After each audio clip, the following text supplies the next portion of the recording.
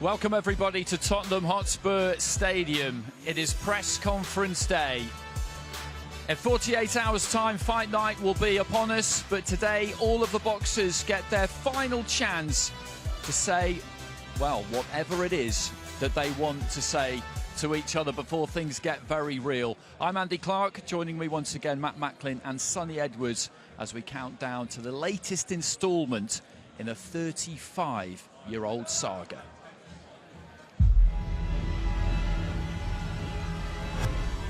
Two names forever linked in boxing history, Benn and Eubank. And the build-up to their clash on April 26th is reigniting a rivalry 30 years in the past. As their sons prepare to step into the ring, they will be settling a score that has spanned decades.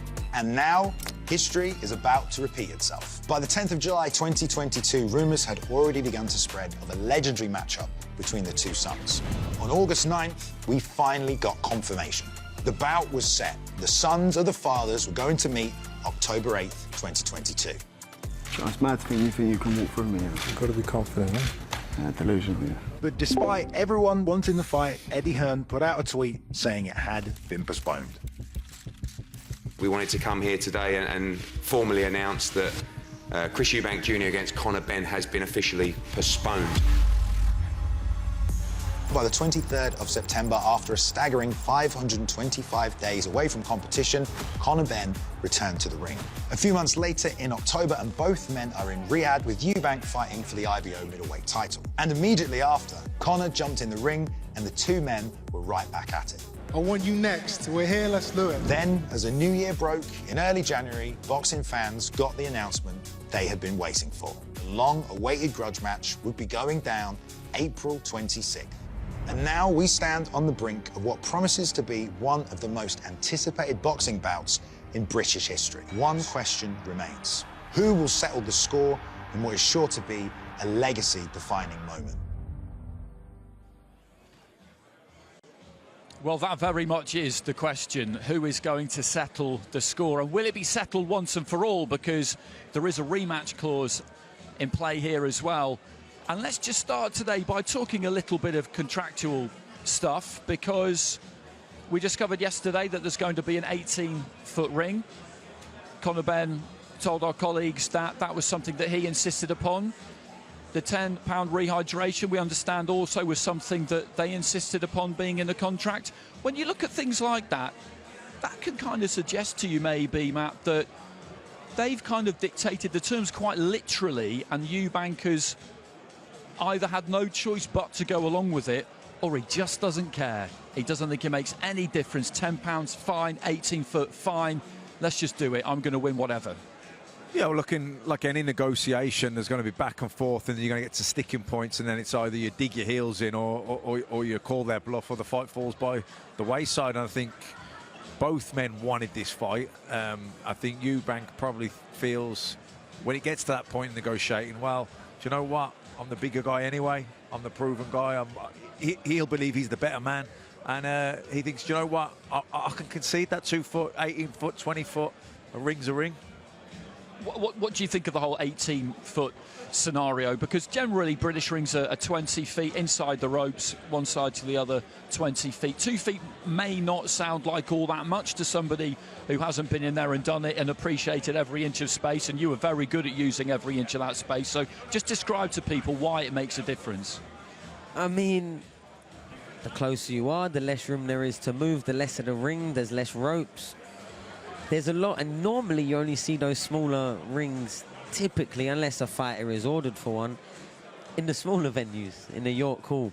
Instead, we've got the smaller ring in probably one of the biggest venues that the UK has to offer. And yeah, you would think it would make a difference. Now, I don't know that the exact reason as to why 18, whether they think it's going to be the work rate, the pace of the fight will be a bit quicker, and that might be the reason as to wanting it a bit tighter.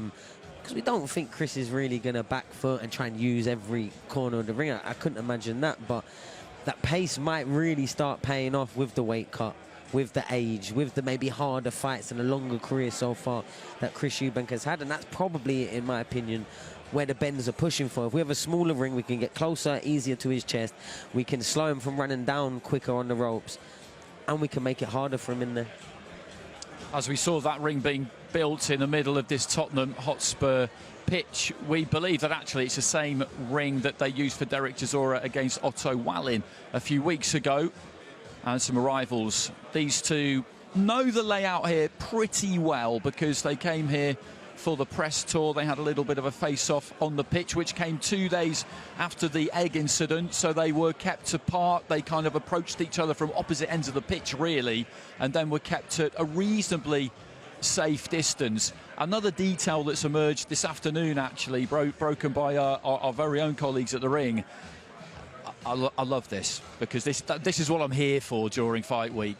We understand that Conor Benn has asked Billy Joe Saunders to be part of the team, and he will be the one who will go into Eubank's dressing room and oversee the hand wrapping.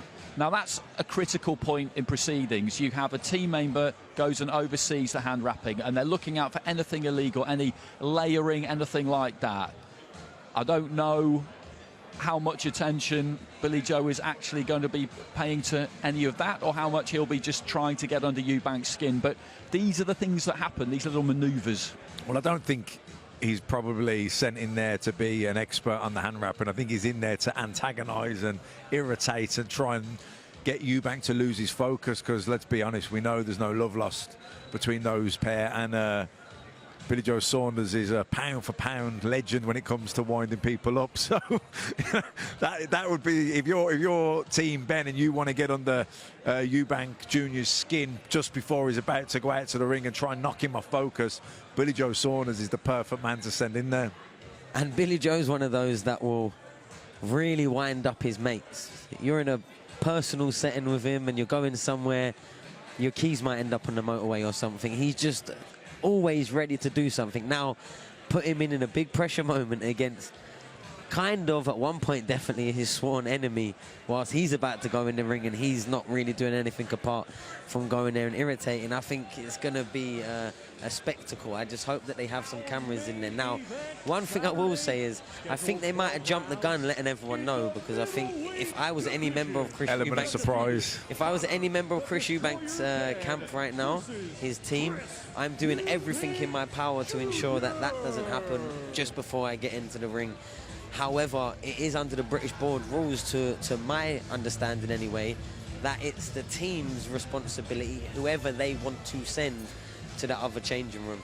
So you don't really have the jurisdiction to stop someone from coming in, because you're getting your hands wrapped and they're getting watched by someone from the other team. So it will be really interesting to see if they do try and put their foot down, try and say the fight's not happening potentially if that does happen. But at the same time, I think Chris Eubank will relish it. I think I'm saying for the team to say it for him, but I think Chris Eubank will come in the changing room, because I'll beat him and then I'll beat him after. That's probably the angle he's going to go. He'd probably quite enjoy it, knowing what Chris Eubank's been like. It's going to be interesting. It's going to be interesting. Those little strokes they're what make fight week, and you always get them, whether it's a row about gloves or whatever it is. And this is a fight card. The press conference, by the way, will be split into two. So the undercard will go first, then we'll have a little break, and then the main event will go by themselves with promoters, trainers, and I think a couple of other people up there as well. And we heard from a good few people yesterday: Lyndon Arthur, Liam Smith, Chev Clarke and Brandon Glanton, and those are good, well-matched fights, every single one of them. You look at them and you get the feeling that they're going to deliver. You can't really imagine in any of those contests us getting any kind of a phony war where the two fighters just stand off each other and aren't willing to commit. I'd imagine Yard against Arthur could be a little bit cagey in the early stages as they kind of have a look at each other. I think you're going to be I think you're in the corner, are you, for Lyndon? Yeah, I'll be in the corner of Lyndon. I've been in every corner he's had for the last few years now, and yeah, obviously it doesn't take a boxing expert to see how that Lyndon is going to approach that fight. He's going to use his reach, he's going to use his range. He's got one of the best jabs in the world. We spoke about it so much and so highly, and he really needs to establish that. And as well, when Yard does come forward, he needs to make sure he's putting his feet in the correct position to land the clean shots. And look, Lyndon has got the capability and got the skills. He showed that in the first round, the first fight. But what he's got to do is make sure that an Anthony Yard that knows he had success last time he came fresh out the blocks and started really fast, he's only going to come like that again. So it's the first 4, 5, 6 rounds that Lyndon has got to negate. He's got to, you know, take the rush away from Yards, and then if he can do that, I expect Lyndon to really run away with the fight down the stretch. Two good runs at Cruiserweight, Matt. Two really, really good ones. You look at Chris Billam-Smith, who we've covered a lot in the last few years and seen what he's achieved. Absolutely incredible night in Bournemouth against Lawrence Okoli. Very, very difficult fight to win, but he got it done. Now he's the hunted, isn't he? He has been since he's been a world champion, but Glanton is hungry, and he's looking at Billam-Smith and thinking, you're slightly wounded after Zurdo Ramirez, and this is a good time to get you. Yeah, and I can understand why Glanton would think that. You know, he's on the way down, you would say, Billam-Smith. And Glanton wants to be where Billam-Smith has achieved, and he probably thinks that Billam-Smith's hunger levels maybe not quite there, maybe a little bit shot worn, miles on the clock, and coming off that loss to Ramirez, this is probably the right time to get him. But, you know, Billam-Smith, in terms of his own ambition, staying in the game, staying at top level, it's a must-win fight for him too. So what's it like when you flip that switch, Sonny, and you go from being the hunter to being the hunted? Because you were the hunter against Maruti Umthalani, full of ambition and optimism, and really being motivated by that prospect of achievement and being a world champion. Then you get the belt, and it's different, isn't it? Because you're the hunted then, and you've got a target on your back. Yeah, and I think probably at different stages, different thought processes. I think that belt, that's something you've never had before. I think that the boost you get for that camp, the sort of the focus you have, the determination you have, it's kind of like it's like a win that a lot of the times fighters don't really find again. You know, that first world title, that first, no, this is the time that I'm going to put in all the work, do all the things right, listen to the advice around me, and make sure that I come away as a world champion. And it is a bit different. Once you've got it, you get a big sense of belief all of a sudden. The fighters that you've looked up to for your whole life, and now you are now them. But then again, when you have that belief, it's much easier for the complacency to fill in, especially when maybe it's not the biggest, hardest fight. You know, sometimes you see good world champions take the eye off the ball a little bit when they're going through their voluntaries or their mandatories, and it's not that staple name in the division that they're aiming for. And I think it's hard. It's also hard to balance now the lifestyle change, because usually all the nice things in life can come after winning them world titles. And if we look at our fight at middleweight, that, Matt, is another example of an opponent in McKenna who will feel like they are getting Liam Smith at the perfect time, because he joined us yesterday on the stream, and he says different, of course. We'll see on the night. He says he's got plenty left, ambition as well as gas in the tank. But the bare fact is he hasn't boxed since the second fight against Eubank, and honestly, that was a bit of a disaster. So you can see why the McKennas will look at him and feel like Glanton does with Billam-Smith. this is the right time. Completely. Liam Smith in the rematch for the Eubank fight looked a shell of himself. He was poor by his own admissions.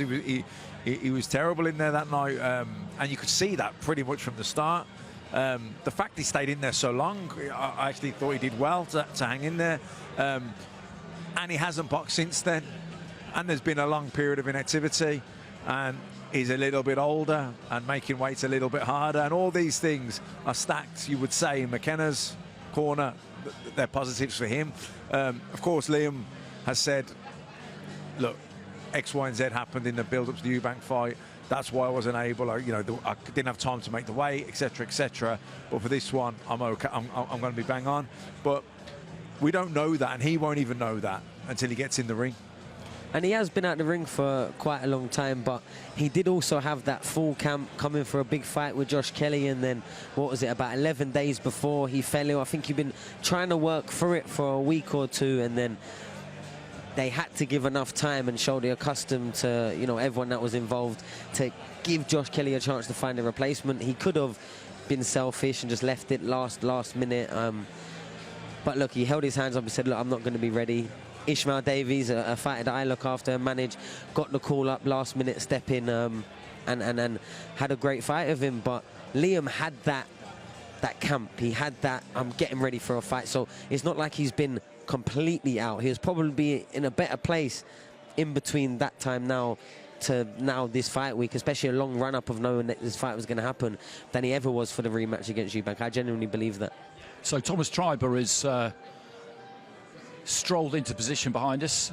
So just time for a quick one, I think, on the British Cruiserweight title fight between Vidal Riley and Chev Clarke. We had Chev up on the stream yesterday. It's a really good, well-matched fight. Really, really promising, I think, that it will deliver in very basic terms. And he kind of chuckled about it, Chev. You've got the stylist in Vidal Riley and the tougher, more durable guy, more proven guy in Chev Clarke. But things rarely work out quite that simply. Okay, not enough time for that in the end. Here's Thomas Triber. A great night of championship boxing this Saturday, April 26th, from Tottenham Hotspur Stadium in London, England.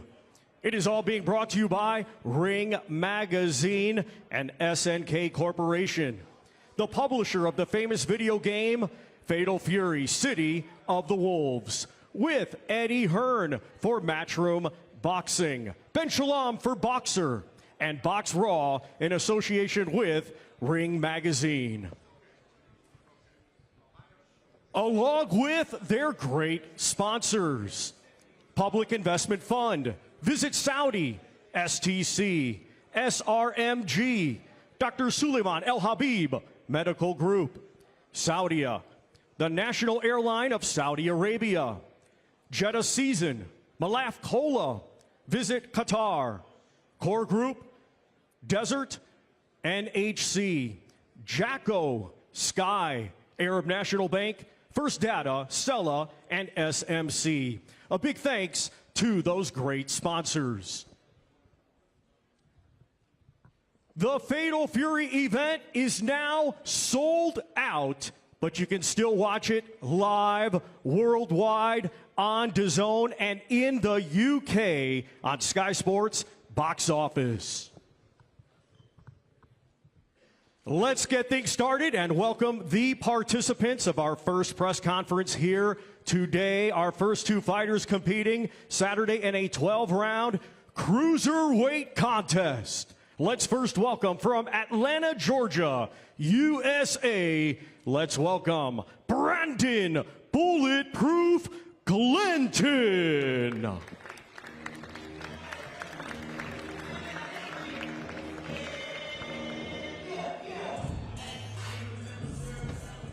And now let's welcome the fighting pride of Bournemouth, England, known as the Gentleman, Chris Bilham Smith.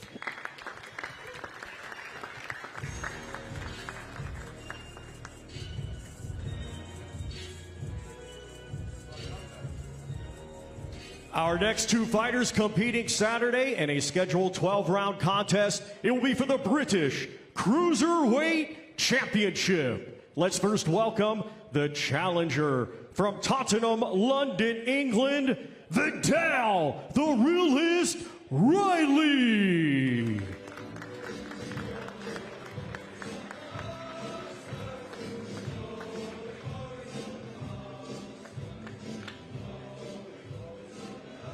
And now let's welcome from Gravesend, Kent, England. He is the defending champion, C4 Chev Clarke.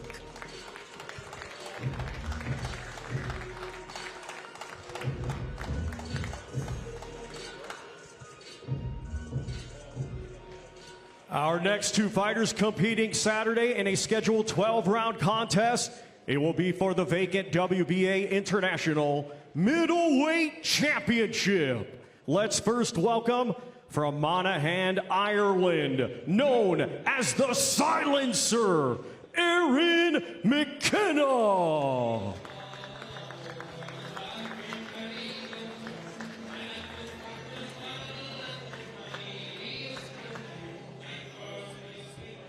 And now let's welcome from Liverpool, England, Liam Beefy Smith.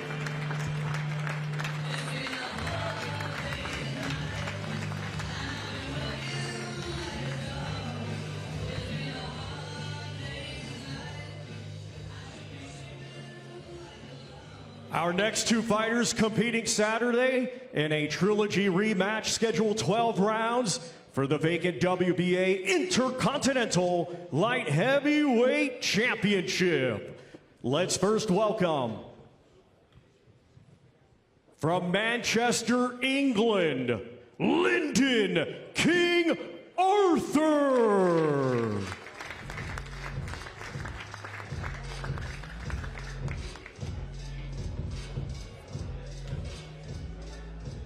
And now let's welcome from Ilford, London, England, Anthony, the Beast from the East Yard.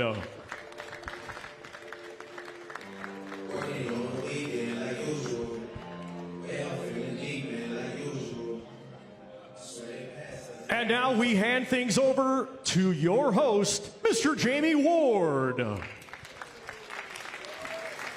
Thank you, Thomas Drybar. Okay, here we go.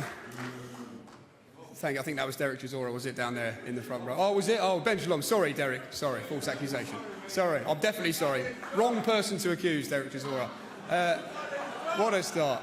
Ladies and gentlemen, welcome to a hugely significant press conference for a hugely significant boxing event taking place this Saturday night right here at the Tottenham Hotspur Stadium. We know, of course, the story of the main event, 35 years in the making. The history book reopened, the family feud reignited once more, as the sons of legends, the sons of world champions Chris Eubank Jr and Conor Benn take centre stage to settle their own growing personal feud, which has bubbled up and boiled over completely over the last 2 years. Before we talk about the main event a little bit later on, we are going to be talking about the undercard, and it almost seems like a little bit of a disservice to say undercard when you look at the host of talent, former world champions and emerging stars that sit here today. A truly magnificent event brought to you by Ring Magazine to look forward to on Saturday night. Before we do hear from all the fighters taking part this weekend, we are going to hear from the promoters as well. Firstly, Mr. Benn Shalom of Boxer. Ben, in terms of this, just to be here on this stage, a magnificent event for us all to look forward to on Saturday night. You've got a couple of guys on this undercard in big fights for their career. What does it mean to you, and what does it mean to Boxer as well to be here? Oh, it means a lot. It's a absolutely enormous event. 4 unbelievable British fights on the undercard, as you say. Each one of them could easily headline their own shows, but for our guys, Chris Smith, coming off the back of the defeat against Zurdo Ramirez for the unification, looking to bounce straight back in against Brandon Glanton, who we know very well. It's an absolute firefight, and Vidal Riley is his chance to make a huge statement on this card. I believe he's going to steal the show. He's fighting the Chev Clarke, Eddie's guy, and I think we're going to get another win over Matchroom, but it is just a beautiful, beautiful undercard on an unbelievable show. Thank you to His Excellency. Thank you to Boxer, to Matchroom for putting on what is a historic event. and I'm really looking forward to it. Okay, thank you, Ben. Let's bring in promoter Eddie Hearn. Eddie, we're going to let you speak now, because I know when Chris Eubank Jr. tends to be present at these press conferences, he doesn't let you get too much of a word in. Now's your chance to get it all off your chest. To be here for Matchroom, the same question I asked Ben Shalom, what does this mean to you and to Matchroom? Yeah, incredible. Thanks everyone for coming today, firstly. Amazing support from the media for a very big night for British boxing, a very big week for the Ring magazine, of course. Incredible support from His Excellency, and crazy to think that on Saturday night 65,000 people will dawn on this incredible stadium for a fight of the generations, Chris Eubank Jr. against Benn. But also amazing to think that 6 days after that we'll be closing down Times Square with the Ring magazine for just an iconic night in New York, and 24 hours later Canelo Alvarez will make his debut in Riyadh, Saudi Arabia for the undisputed super middleweight world championships. Just an incredible time for boxing, and as you said, an incredible undercard up here on the Matchroom side. Two guys that we love are in huge fights. I think, as we said to Ben yesterday, Chev Clarke against Vidal Riley is a main event fight, certainly a co-main event on any big card. That's coming early in the night. And I think a fight that could steal the show is Liam Smith against Aaron McKenna. I think it's a brilliant fight, and even the two fights that we aren't involved with. Brandon Glanton's got plenty to say. I think he's a great character who's coming to win. Chris Billam-Smith's been an unbelievable servant for British boxing. And Yard against Arthur 3. So an unbelievable undercard, an iconic main event. And British boxing firmly on the map this weekend. It's been a great run, thanks to everyone involved, Boxer, their teams, Ring magazine, our team as well at Matchroom, the best in the game. Shout out as always to Frank Smith there. He's been working around the clock on this event and at Times Square next week. Rick, everybody at the Ring magazine, thank you so much, and good luck to everybody up here. Remember this night, whether you're tuning in live on DAZN around the world or you're in the stadium, and of course if you're lucky enough to be fighting, remember this night. This is what it's all about. Enjoy yourself.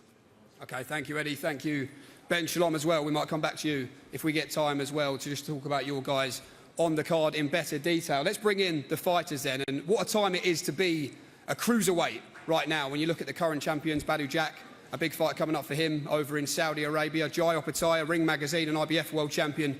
And Zurdo Ramirez, currently unified world cruiserweight champion as well. But there's a lot of good fighters following in the pack behind, and four fighters indeed, on the card this weekend. Firstly, of course, in the opener, it's Chris Billam-Smith against Brandon Glanton. Chris, I'm going to come to you first down there. Good to see you. I mentioned Zurdo Ramirez there. In the months that have followed on from the fight with Zurdo, what have you learned about yourself and what you still want from the mad old world of boxing?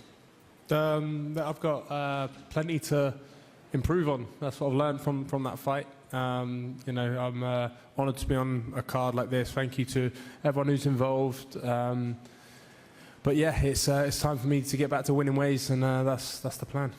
And in terms of the champions, I mentioned you talk about that ambition. What is a victory over Brandon Glanton your chance to do, in your opinion? Yeah, he's highly ranked with all the governing bodies, so it's a good opportunity for me to make a huge statement and then get a shot at one of the champions again. He's not been quiet in the build-up, and we're going to ask Mr. Glanton about it in just a moment, but what have you done to upset him? Where's that energy come from? I don't know. I'm sure he'll tell everyone in a minute. He's told most people. OK, Chris, wish you the best of luck on Saturday night. Brandon Glanton, welcome. Yesterday on the DAZN broadcast, Chris Billam-Smith was doing an interview and you were leaning over, saying something to him. I couldn't quite hear what you were saying. Can you tell us what you were saying to Chris Billam-Smith yesterday? Well, you know what? First and foremost, piggyback off of what Ben said, I want to thank His Excellency for having me here, Boxer, Matchroom, obviously my management team, Nova, and Team Eubank. I wouldn't even be here without them guys, so thank you for putting this together for me. It's beautiful. As far as Chris, he knows exactly where that energy came from. Chris is a bitch. That's just plain and simple. Chris is a bitch. Obviously, I'm in the UK, so he's got plenty of fans here. But what I love about this place, it's a real fighting country. Obviously, everyone knows boxing was born here, so I won't have to worry about that long. Rounds 1, 2, 3, they roll by. They'll be screaming for me. Chris is a bitch. What a disrespectful bitch. Sorry, bitch. Brandon, go on. Carry on, Brandon, sorry. Oh, that's it. OK. What has given you that opinion of Chris Billam-Smith in the build-up? Where does that energy come from towards him? As he said, you know, I didn't plan on getting much into it, but at the media workout in 2023, when Okoli and Benn fought, he was very disrespectful. Obviously, everyone knows I was there in support of Okoli, helping him get ready for the fight. Would have been in the fight myself and had it upset, but yeah, it's helping him get ready, and he's a great guy, you know. I just, in appreciation for the fight itself, you know, I wanted to congratulate him for having the opportunity. There was no malice, there was no attitude, no problems. Just wanted to congratulate him for making it to that stage where I want to be. I stick my hand out, he walks right past me. It's disrespectful. So, as I said in the interviews, you know, we're men before we're fighters, right? And he is a father before he's a fighter. So, your son has a bitch as a father. I don't care about these cameras, these lights. I'm gonna fuck you up. That's why I'm here. So, it's not a show. Everyone knows I'm gonna give you brain damage, dog. So it's not a show. It's not for the lights. It's not for the camera. My family probably in their phone right now because they know it's true. They don't worry about me when I fight. So that's pretty much it. But thank you. Just finally, Chris, I will offer you an opportunity just to respond to that one. I'll leave my talking to Saturday. Okay, well, they're talking very nearly over a great fight to kick things off on Saturday night. Chris Billam-Smith against Brandon Glanton. And sticking with the Cruiserweight division, there is a domestic banger to look forward to on Saturday night. Our very own North London derby here at the home of Tottenham Hotspur, of course. British Cruiserweight champion, lifelong Arsenal supporter, Mr. Chev Clarke, meets lifelong Tottenham supporter, Mr. Vidal Riley. Chev, let me come to you first. A bit like Chris, looking to bounce back to winning ways in the months that have followed on from that mascara defeat for the European title over in Monte Carlo in December. What have you done in this camp differently to look to improve on ahead of another big fight in your journey on Saturday night? I've taken, first of all, good evening to everybody. Thank you to all the organisers, Turkey Al Sheikh and the ring. But yeah, after the defeat, you know, like anybody, you don't want your O to go, so I took myself away. Been in the dungeon, as you can see. I've just been working on the things that I didn't do right that night. And yeah, come Saturday night, we'll show that. And of course, no doubt every Arsenal fan's dream to fight here at the home of Tottenham Hotspur. Despite being the champion, how are you feeling about everything attached to this fight and the away day as well here at Tottenham? I mean, it would have been better at the Emirates, wouldn't it? I mean, this is a toilet. Depends who you ask, I suppose. And just finally, Chev, when you look at Vidal Riley as a challenge, he said this is his destiny to win the British title on Saturday night. What is he in the way of for you right now, and how do you beat him? Look, destiny changes every day, doesn't it? It changes with every decision you make, so it's good he's got a crystal ball. But yeah, he's in the way of me providing for my family, and that's ultimately what it comes down to. So, you know, my family's got to eat at the end of the day. And, you know, I got plans, me and Eddie's got plans for the future, so it's going to be great. Tune in Saturday night. This fight's going to seal the show. Okay, well, let's bring in Vidal Riley. Vidal, I just used that word there, destiny. We know you're a lifelong Tottenham Hotspur supporter, fighting for the British title as well. In what ways is this just about the dream scenario you could have always imagined? Well, firstly, I'd like to thank all the organisers, my respects to everyone that's allowed me to have this opportunity. It is destiny, because there's been many things along my journey that I've said I'd do years before I'd do it. You know, it looked like it might not happen. It looked like it would never happen. And then I'm on the road, I'm on the track. I'm here in Tottenham, grew up 5 minutes down the road, get to fight an Arsenal fan for the British title. This is destiny. I just need to fulfill it, and I'll do that Saturday night. And in terms of Chev Clarke as a challenge, particularly his last two performances, you talked on the DAZN broadcast about being able to take something from them, two performances. What is that? It's not just the last two performances. I've watched Chev for years. I've seen Chev for years. I know what he brings to the table. He's going to bring something different. That's exciting. That's challenge. I like that. But whatever he brings, I will come out on top. 27 years of age, you said you feel this has come at the perfect time for you. And you said you'll show Shev's age in there on Saturday. Ultimately, what does this come down to, in your opinion? It's about waves and seasons. Life is waves and seasons. And now it's my wave. If everyone that is Shev's age mate has touched the world level, fought for world titles, been at that level, he hasn't done that. He's missed his wave. I'm 27 years old. It's the right age to be British champion and continue to climb. Missed the wave? Shev? You know, some people ride the wave and some people provide the wave. So I ain't riding no wave. Pause. Quick one from the two promoters, of course. This is Matchroom versus Boxer. In this one as well, Ben, shall I make your case for your man? Look, I think Vidal, we started working with him a couple of years ago now, and I've always been amazed. You know, this is a guy that can make a lot of money outside the ring. This is a guy with millions of followers. This is a guy that brings so much else to the table, but it was always, Ben, I want to be respected. I want to do things the traditional route. I want to do things the hard way. And that's what Saturday night's about for Vidal. It's about proving himself. He's an elite level talent. Throughout the GB system, he was always considered the best. He took a bit of time away, came back into the professional sport, and has been flawless since. And I really believe this is his coming out party. I really believe this is his time. I think after this, I want to see him headlining shows. I want to see him being a big star in British boxing, and Chev Clarke standing in his way. The British title up for grabs, and this is everything that he's ever wanted at his hometown and in Tottenham. So I think there's only one winner on Saturday. One winner, Eddie Hearn, according to Ben. Shall I make your case for Chev Clarke? I think Ben's right. I think it's a brilliant fight. I mean, I have to give props to Vidal, like not, you know, small. It's a great fight, but that's about where it ends. I think Vidal Riley, when he first came on the scene, and I don't mean this disrespectfully, I thought he was leaning himself into the YouTube world of boxing, and I respect the fact that he's trying to, go and win a British title. I just think that the experience of Chev Clarke, the pedigree of Chev Clarke, the amateur, journey of Chev Clarke, the Olympics, I just think he's a world-class fighter. He's moved incredibly quickly. He's had 11 fights.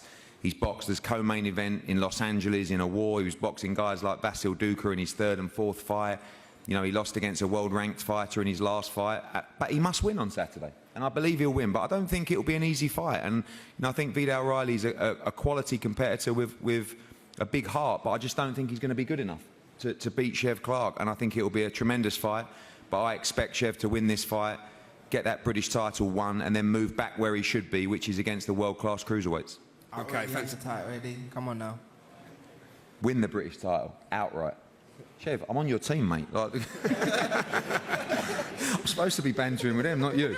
Troubles in paradise over I'll be here. screaming for you on Saturday. Sorry, mate? I'm surprised he said anything. Who? Chev avoids confrontation anyway, ain't that right, Chev? Me? I avoid confrontation. Brandon said that he wants to bash you up and all. But don't, be careful, your bra might get wet, buddy. I can't understand you, but listen, All right. we've been walking around all week, bro. You walked past me right here where my man's sitting. Yeah, I tried. And you ain't said nothing. I tried to you up and you did the same thing Billum did. So two bitches on the same side. That's crazy. Listen, if you want to do it now, we can do it now. Hey, it's no problem for me. I'll fuck you up, bro.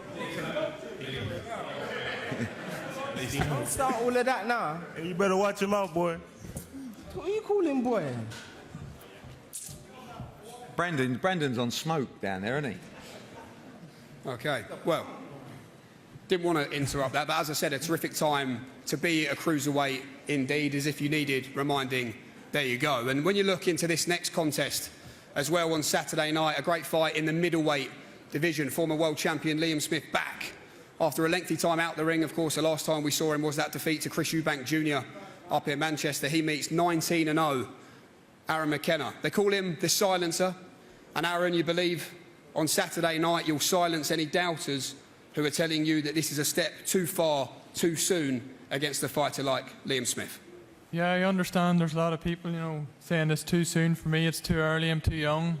I don't have the experience, but now it's my time to show everyone that all the training, all the hard work, all the experience I've had throughout the years will pay off, and Saturday night I look forward to it. What version of Liam Smith do you want to beat on Saturday night? The best version, and I do expect the best version of Liam Smith to turn up. I want the one that knocked out Chris Eubank, and I believe that's the one that's coming. You know, it was only 2 fights ago where he knocked out Eubank in devastating fashion, so that's the one I do hope that turns up. Well, let's bring Liam Smith in as well. Liam, you've been at the very top of the sport. Despite that, as I say, 19 months out the ring. Do you feel like you're coming into this weekend with something to prove? Yeah, first of all, Jamie, you know, I want to just thank His Excellency for having me on a huge ring card. Eddie, Frank Smith, good to be back. And, you know, yeah, I've had a tough 12 months since, you know, obviously 18 months when I lost to Chris, getting injured after it, falling ill for the huge September card at Wembley. But it's good to be back. It's good to be back fit and healthy, back in shape, and you know, I'm looking forward to this. And like I say, the best Liam Smith turns up. You know, Adam McKenna's made for me, and that's the one I fully intend to turn up. When you came face to face at the Grand Arrivals, you said that you'd already noticed a few kinks in the armour. You said that you feel he looks nervous. Where did you get that from, and how did that come about in your mindset from just that short face to face? Yeah, I just think, you know, like the style-wise, the attitude-wise, you know, him and his brother, they're kind of the same thing. I think you know, the game, they're very hungry, you know, enthusiastic kids, but I also feel that's going to be, you know, Aaron's downfall. You know, wanting to have a 8-minute stare off. We've got another 3. We've probably got another one in a minute, another one tomorrow. You know, just I think he showed a little bit of a kink in his armour already, and he's got a lot to soak up on Saturday night. What do you make of that, Aaron? Listen, this is my way of doing things. I don't change anything for no one, and this is the fight game. Saturday night, it's going to be a war, me and Liam Smith. I think it's going to steal the show. You can have it in the phone booth. It's going to be that good, and once that bell goes, I'm going out there. Not if you go southpaw like you did yesterday, Adam. Yeah? Not if you go southpaw like you did yesterday at home. You never know. That's to keep you thinking. If I come out southpaw, you've got an 18-foot ring. Come out southpaw, orthodox, or whatever way you want. 18-foot ring, I'll get you. Yeah, well, I'm not going to be taking a step back. No problem. I believe I'm the stronger guy. After 6 rounds, you're expecting me to get tired. I think it's going to go the other way around. No problem. Can we push you both for a final prediction in one sentence, Liam Smith? Yeah, I think, you know, Aaron will start very competitive, very early, but I'll break him down. I'll be too good for him later on. I think I'll knock him out. I meet him in the middle of the ring, pushing back. Halfway through the fight, that's when I'll really drive forward and take over. Okay, tremendous fight to look forward to on Saturday night in the middleweight division. Liam Smith and the unbeaten Aaron McKenna. Can't wait for that one. And we look forward to this one as well. It's one apiece between these two, and what a great time it is right now as well. We talked about the Cruiserweight division earlier on, but to be a light heavyweight as well right now on the domestic and the world scene, of course, Arda Peterviev, Dmitry Bivol have treated us to 2 classic undisputed world championship fights in Saudi Arabia, the likes of David Benavidez, Callum Smith, Joshua Buatsi, David Burrell. The list goes on, are following in pursuit of those champions, and the winner of this fight on Saturday night, no doubt, will be right in the frame to put themselves in a huge fight at the back end of 2025. Lyndon, let me come to you first. One apiece in this one with Anthony Yarde. Is this a fight that you always saw on the horizon? Is it a fight that you always wanted to bury your own personal rivalry with Anthony Yarde? It wasn't one where I would lose sleep over it never happening, but I always thought that it would happen eventually, yeah. And in terms of the mindset for you, I heard you yesterday talking to Ring Magazine, and you said, look, after you fought Bivol, you really had to dig in that night. You went 12 rounds. In the fight that followed that, perhaps you found it a little bit difficult to get up for it in the same way. How has the desire refound you in this camp for this fight with Anthony Yarde? Yeah, obviously it's the third fight, and the way that I lost the second fight is, I won't say embarrassing because it's the fight game, but it kind of stung me a little bit, and it was a hard, bitter pill to swallow. So I'm here now to right that wrong. Anthony, let's bring you in. I spoke to you yesterday, and you said, well, I said it's one apiece between you and Lyndon Arthur, and you gritted your teeth and you said, that annoys me. Why is that?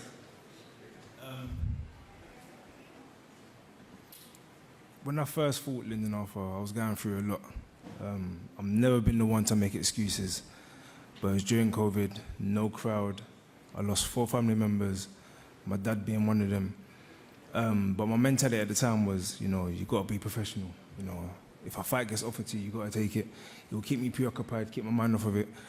But again, I didn't get the decision. He won by split decision. I was fuming. Like, I was just saying to myself, like, I don't think he's got the ability to beat me.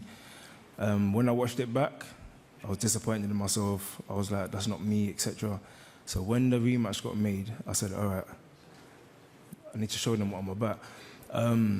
What caused a bit of grit as well is how he acted after that fight. After the first fight, there was like an arrogance that came about that wasn't there before. Before it was very respectful. It was like, you know, give me the opportunity, we're fighting, etc. I congratulated him. I even messaged him on Instagram saying, you know what, congratulations, bro. Like, I know where you come from. I come from a similar background. You get what I'm saying? You've bettered your life. And then I see some interviews where he's gloating and stuff, talking about it was easy, one hand and all that stuff. So I said, okay. Second fight comes up. I said, I'm going to knock him out. I'm going to show him what I'm about. And that chip still hasn't gone. I'll be honest with you. So I'm looking forward to it. What do you make of that, Lyndon? It is what it is. We're fighting Saturday, so it makes no difference. Final one to you then, Lyndon Arthur. You've beaten Anthony Yard before. Tell us how you do it again on Saturday night. I think I get him late, if I'm honest. And for you, Anthony, as I keep talking about big fights, await the winner. You've been in there with some of the best, Kovalev, the Turbiev, that everyone keeps talking about that fight with you and Joshua Buatsi. Who knows if we'll see that one day, but none of that matters. Right now, you've got a very hungry Lyndon Arthur in front of you. How do you settle your own rivalry in this trilogy on Saturday? Not really thinking about Lyndon Arthur, but me as a person, when I got into the sport, I wanted to be entertaining. I think that's how I kind of made a name for myself. So you're going to see more of that coming Saturday. I want to be as exciting as I've ever been. So yeah, I'm excited for it.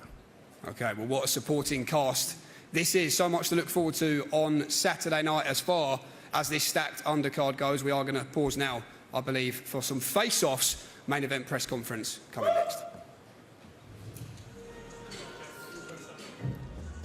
Okay, so that's part one of today's proceedings.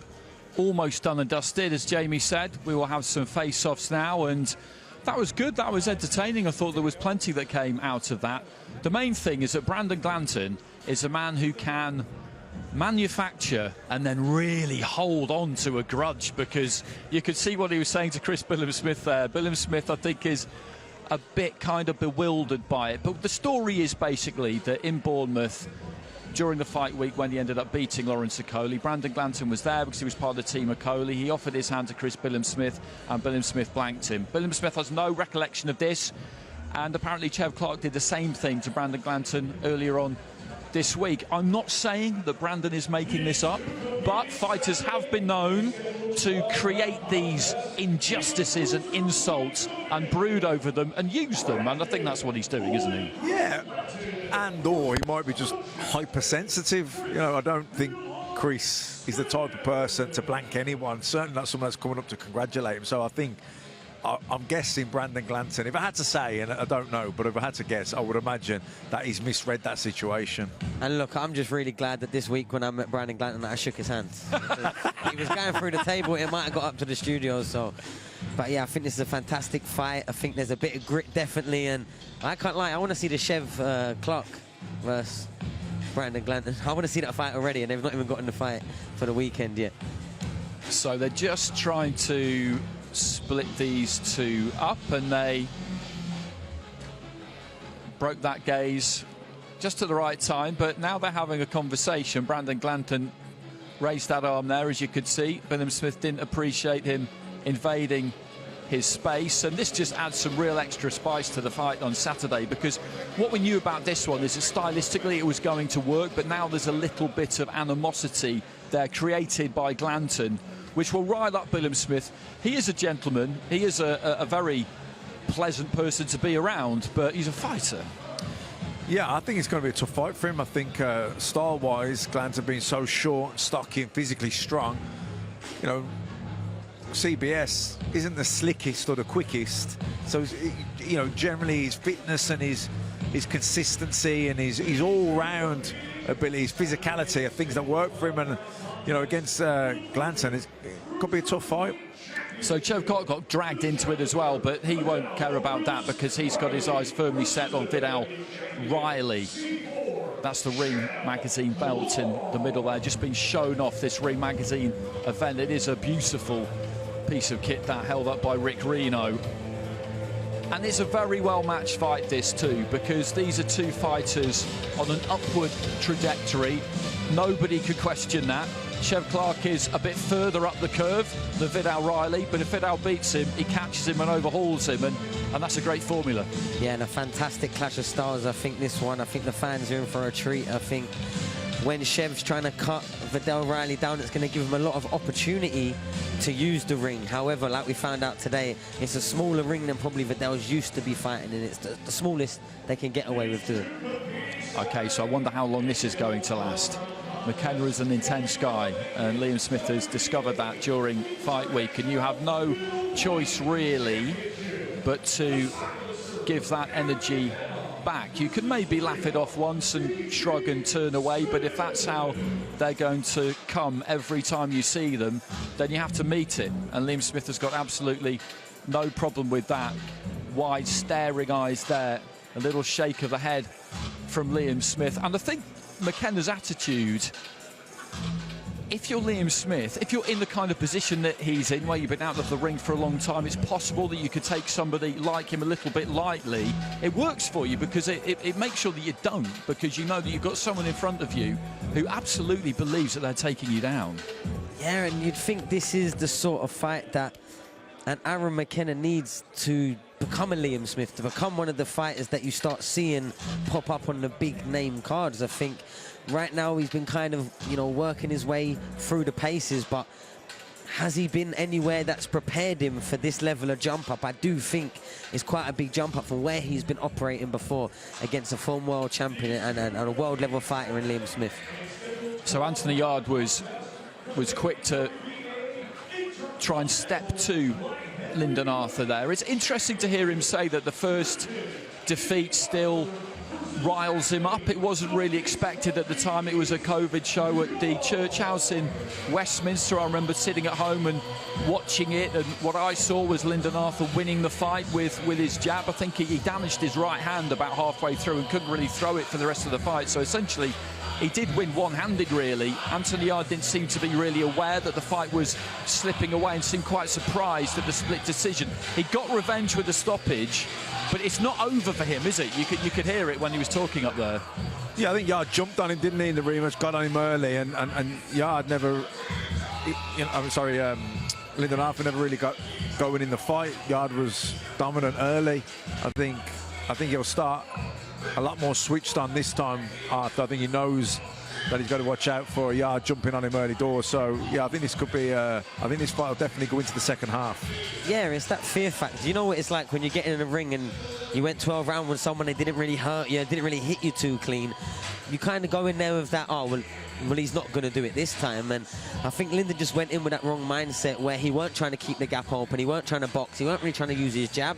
He was quite nice just sitting there and trying to take shots and throw a few shots back. And the flip side of that, Yarde was so up for it because he got beaten the first time. The complete opposite. Yeah. When before, Yarde was very nice to be patient, he was waiting, he was walking him down. He probably thought everything stacked here, it's behind closed doors. When a Warren show, he's the Warren's golden boy. He probably thought, even if it is close, I'm never not going to get it here. But I think the judges scored it perfectly, except for the 117, 111 Ian John Lewis card. I think the rest were bang on, and I think the right man definitely won. I was there that night, one of the only 20 people in the room, and it was honestly one of my favourite memories in boxing. We partied all night long.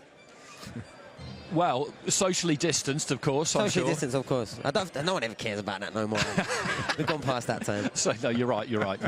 So, Eubank Jr. arriving a little while ago. So, what's happening now is that they'll just change the place names on those tables behind us. I think we're going to see Eubank Jr., Jonathan Banks, Ben Shalom, Ronnie Davis on his side of the table, and then on the Benn side, the two Benns, Connor and Nigel, Eddie Hearn and Tony Sims. That is going to be the lineup as I understand it. So they're just getting busy behind us, making sure that the furniture has been suitably rearranged. And Eubank was in control during the press tour when it came to these press conferences. I think he probably will look to try and run the show again. I wonder whether Eddie Hearn might have something ready for him when he tries to close him down again, which I'd imagine he probably will do. I wonder whether Conor will have anything up his sleeve, or whether he'll just think, you know what, this is the last time I'm going to have to do this with this guy. He is better at this than me. Let's just get this done, and then I won't have to tolerate this again, and then I can just look forward to the fight. Yeah, I think especially on fight week, you have to pick your battles, and you have to pick them wisely. I think, just like you said, Conor Benn must know that this is his game, the sort of mind games, the wind-up, and when he's looking back, Chris Eubank, at the first press conference and seeing the pure anger in Conor Benn's face and the stills, we all saw them, he was smiling at that. He wasn't thinking, oh, look how angry Conor Benn got. He was thinking, look how angry Conor Benn got. And it makes him smile. So if I was Conor, yeah, headphones on as little as possible and leave it up to Chris. Look, you're telling everyone that you're the showman, you've been the villain, you've been able to do all of these things. Well, go and sell the show, superstar. It's a bit like when you think to the Groves-Frutch rematch. I think Frutch looked back on the first one and realised, you know what, I let him pull me into his game. He's better at that game than me, and the only way to win is to not play. And the second time around, he just blanked it out, didn't he? And it worked for him. Yeah. Yeah, it did, and it was a smart move. I think he had a few sessions with a sports psychologist ahead of that rematch, and you're right, he just kind of withdrew. Well, this is them on the pitch after the press conference we had here a few weeks ago. As I said earlier, they approached each other from opposite ends of the pitch because 2 days previously they got close enough for Chris Eubank to crack an egg on the right-hand side of Conor Benn's face. And you can just see there that they're both slightly side on, their feet are set, which means that if you do get a shove, then you can soak it up, because the last thing you want is to end up on your back because you just look like an idiot. And that's something you really, really want to avoid. They were both ready for it there. I think Benn was kind of itching to do something, but at the same time, that ship had sort of sailed, hadn't it? Yeah, Eubank had beaten him to it. We can see Eubank there getting side on, and even the fist clenched a little bit, thinking, I'm not going to do anything, but I don't want you ambushing me. And he weren't letting him get even. Exactly. That's what he stood back. He stood back a little bit, and he thought, I'm not letting him get even. Conor was edging, and you could half see his hand wanting to go, but maybe thank the Lord that he didn't, because maybe we wouldn't be here tonight. Yes, exactly. You do have to be sensible about these things, and they had them. They had the situation, I think, pretty much under control, but they'd have had a very long think about whether they did that at all, because it's easy for people watching on who maybe don't necessarily go to boxing all the time or don't spend time around fighters to think that, well, you know, nothing's going to happen. They're not going to jeopardise the fight. But with you lot, there is a line, and if the line gets crossed, then something has to happen. It's as simple as that. The circumstances can tend to go out of the window if your adrenaline starts going, anything can happen, you know. And unfortunately, you're in a room full of people that, because it's their job, aren't really scared of fighting. They're not really scared of the confrontation, the drama, if it goes off. If anything, there's probably a little bit in them kind of looking forward to it. You know, boxers, fighters, anyone that gets in the ring and puts their mind, their body and soul into just having a fight for people's entertainment and for better life prospects, they're not usually the most sane, wired people, because a lot of people, if you say, look, tomorrow, 9 p.m, you've got to fight someone. How many people are turning up that aren't a professional fighter? Oh, I'm not coming. I'm not coming. I would say I was coming. I wouldn't anymore. I would say I was coming and then make other arrangements and leave the country, most likely. But that's one of the many reasons why I don't slide through the ropes. I stay on the safe side. And of course, the thing with this fight, like any sporting contest, when you have that kind of rivalry and that kind of bad blood that they have between them, then the stakes just get that much higher. We've walked a similar path in the shadows of legends. That's mental, that is. You've got Eubanks to sign it as well. Yeah, let me quickly scribble a bit. They say lightning never strikes twice. I knew that the chances of me ever being able to make it in boxing were so slim that it's like, it wasn't even really worth me trying. I guess the sickness inside of me, let me see how far I can get. But I've done that now. Why do this to yourself? Because I love the challenge, the drive, the goals, the ambition, the fighting. As long as I reach my full potential and I can look back and go, I've done everything I could. I don't have to fight now. I could retire tomorrow and I would be okay. But I don't want to be fine. I want to be excellent. Before I even turned pro, it got mentioned. Irrelevant of how far apart we were in our careers when we first started, the gap seems to have closed very quickly, mainly because of all the work I've been doing. He doesn't worry me. He doesn't scare me.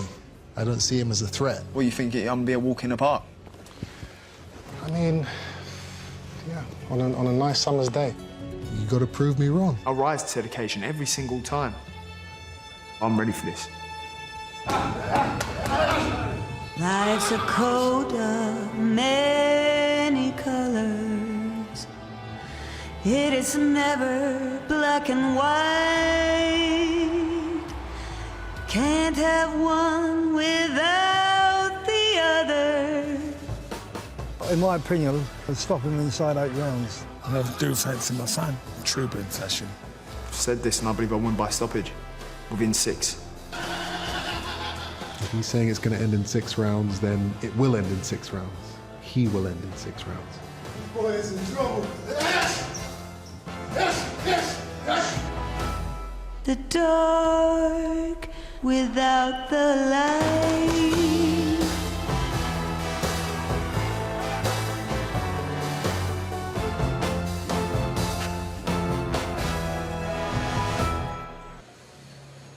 It gets the pulse racing, it really does, because you can see the antipathy between the pair of them. I remember it the first time around between the fathers, and it was absolutely everywhere. If you wanted to avoid it, which I absolutely didn't, then you couldn't, because it was on TV, it was on the radio, it was on the newspapers. They were on each other's minds 24 hours a day. Nigel Benn couldn't really even bear to be in the same ring as Eubank Sr. The signing of the contract live on midweek TV was the most unbearably tense thing I think I've ever seen in a sporting environment. And you get the same vibe and electricity when you sit around these two when they're in the same space, because it's not manufactured, this, and it's not something they've just decided to try and create because they know that it'll sell and because of what happened between the two dads, because the dads are over it now. They've been over it for quite a long time, but it's happened with these two, and after the way the first fight didn't happen, it's just got worse.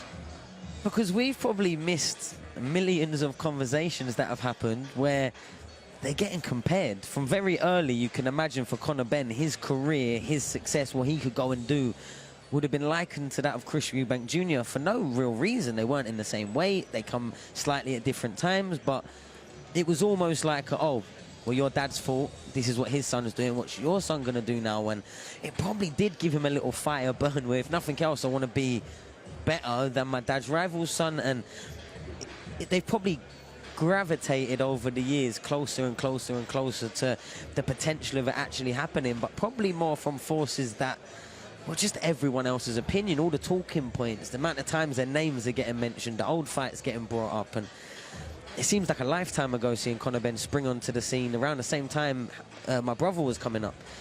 And now look, we're here. Well, what's interesting too, Matt, is that they're just so similar to their fathers in terms of their mentality and their personality, and I don't think they've really tried to work on that. Eubank Jr., ever since he's been boxing, has been like that. He is his own man, but at the same time, the way that he goes about things, there are just so many echoes of Senior. And with Conor Benn and Nigel Benn, we had Nigel on the stream yesterday, and you're almost talking to the same person just 30 years apart. They're very honest, they're very open, they're quite emotional. The differences are minimal.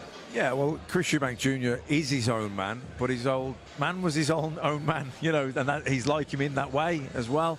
And the same with kind of Ben with Nigel. You know, the apple doesn't fall far from the tree, does it? You can see that their dads were their heroes, and they wanted to emulate them and be like them, and you know, and even aside from what they want, and you know, following the role model of the dads, their fathers.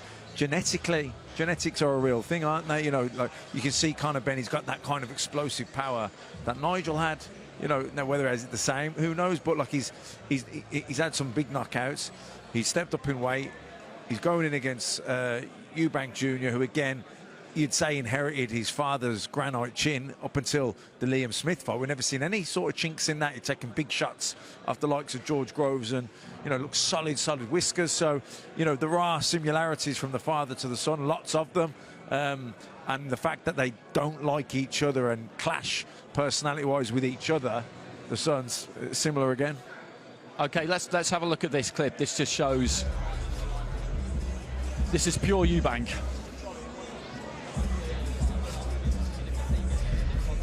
There was a good angle of that, actually. One of the snappers, one of the photographers caught a good angle of that, and you could just see the kind of brief but very visible loathing in the eyes of both as they just caught each other's gaze. We're not far away now. Conor Benn has arrived on the far side of the stage. I think Michael Buffer is going to join us to announce this one, as is fitting for such a big fight. And it must be a relief to the two of them that after what happened the first time around, it's Thursday now. This is going to happen. They've got a weigh-in tomorrow, of course, and then they'll have another weigh-in on Saturday morning. But we're getting to the point now where all of this stuff is nearly over, and the reality that they are going to fight is hitting them. Yeah, and I think as it's getting closer, I'm thinking, what impact would the scoreline have on the Benn family, the Benn mission to win this fight? I mean, as it stands, it's what, 1 win for Eubank and 1 draw. So you would think that this leveling the scoreboard sort of perfectly would mean a hell of a lot more for the Benn family right now. Look, they don't want to be 2 losses and a draw for the overall scoreboard, and I think it's probably why it was chased by so much for Benn, and why it was sort of pedestaled, the idea of sort of getting the family pride back, really. Look, I know I just went through it at a much smaller scale with the Yafais, and it was sad that our name came out as the second. And look, the Yafai, all 3 of the brothers are great fighters, but our names were linked together so long that it's something now that is probably going to sit with me forever. And I can only imagine it has. The forever's already been for Conor Benn. The forever's already been the Eubank sort of win, really, from the fathers fighting. And yeah, you can just imagine that it's probably something that he's dreamed of, really, Conor Benn. These kinds of rivalries as well, Matt, they seem so natural and they seem so obvious, but sometimes they don't end up happening. There was a load of you at middleweight when you were boxing. You, Darren Barker, who's just over there with DAZN, Andy Lee, Martin Murray. Of course you were all going to fight each other. You'd have a round robin. It was going to be brilliant. You'd all make tons of cash and some acrimony and all the rest of it, and it never happened. It doesn't always happen. You can't take it for granted that it will happen. And I don't think either one of these two, when they're preparing in camp, obviously you're dialed in, but I do think in the back of their minds they've always been wondering whether this is something that would actually happen. No, there's rivalries occur within boxing that you think are natural, that these fights surely must happen, but you know, the finances don't come together, or the timing or there's different contracts with different channels or deals, and it doesn't always, that, like I said, there's fights that you look, that's a natural, that don't always happen. Or usually one side don't want it, man. That's usually the reason why it don't happen. Or that, but like you look at this one and, you know, it fell away, didn't it? And here we are 2.5 years down the line now, and we're a few days away and it's going to happen. Yeah, I think we're just all excited now to see them finally get in there, get it on. Do you think the delay, who do you think it favours? I think Conor Benn, I think. Yeah, I think it definitely helps his cause. I just don't know if the delay will be enough. I think, look, you spend 2.5 years getting ready for, you know, the move up in weight, but he's not just had 2.5 years of peace.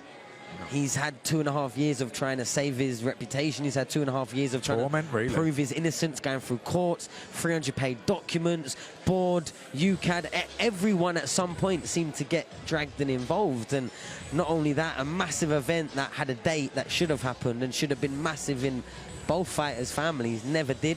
So it's almost been just like a cloud looming over. I can imagine the pair of them, but you would think a lot more present for Conor Benn. In terms of when they find themselves standing backstage, waiting to make that walk up to the back of the curtain, to the back of the ramp and ring walk tomorrow, what will that be like, do you think? Because I'm kind of interested in the receptions, but then again, do they care? Do you even hear that when it's really a big fight? So you can hear noise. You kind of throw off that energy, but I don't think you can't. I couldn't anyway hear specific voices, or I could just hear a noise, a sound, but I couldn't specify what it was. It's just energy which you use to fuel you and motivate you, etc. But you're very much tunnel visioned. You block it out and you're just focused on, you know, your game plan, your tactics, what you need to do, and it's very single-minded. Yeah, but one thing I will say, that moment you just described there, Andy, was genuinely my favourite moment of boxing, especially as the shows were getting bigger. You know, just when you get behind the curtains, your team started walking to the ring, you might have one person with you, you might be on your own. But you know that moment when you're walking into the venue, there's a big black sheet that you can't see past, but you can just see some people, some of the fans sitting up. That moment there will be where it all comes real.